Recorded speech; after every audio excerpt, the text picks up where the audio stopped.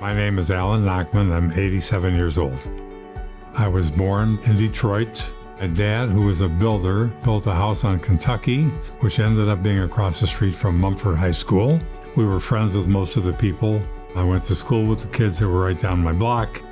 I have fond memories of Adat Shalom because a lot of the kids that I went to school with, their families all belonged there. One of the things that I remember with great affection is the fact that a lot of the summers I'd work with my dad. And that had some impact on what I finally ended up doing, and I pursued my career in real estate law.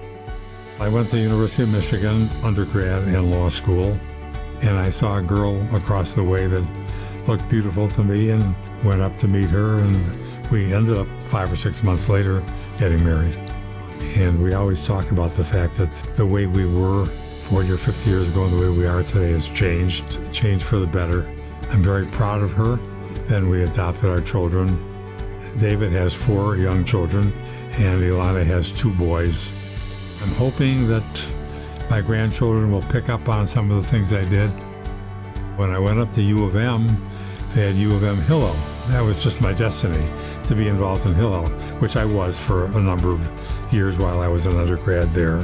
When I came back to Detroit, I just naturally gravitated to the Jewish Federation. They had a junior division, which became Next Gen. Camp Tamarack attracted me, so I started going to the board meetings of Fresh Air Society. I think the experience that I had that probably was the most meaningful to me, the teen missions that I led, to be with the young kids who were 10th, 11th graders in Israel for 2 or 3 weeks at a time. It's very meaningful to me, and I felt I was giving back to the community by helping form the trip, lead the trip. I'm proud of my involvement in Jewish Federation, but also the United Foundation. I was involved in the Detroit Institute of Arts. I chaired the contemporary art section of it. I'm involved in the Detroit Opera on the board. Most recently, 12 or 13 years ago, Sandy and I formed Cabaret 313.